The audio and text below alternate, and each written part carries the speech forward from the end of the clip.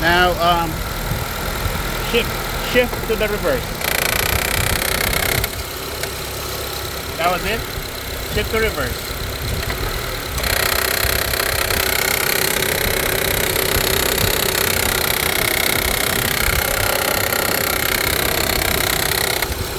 Okay, drive, shift to drive.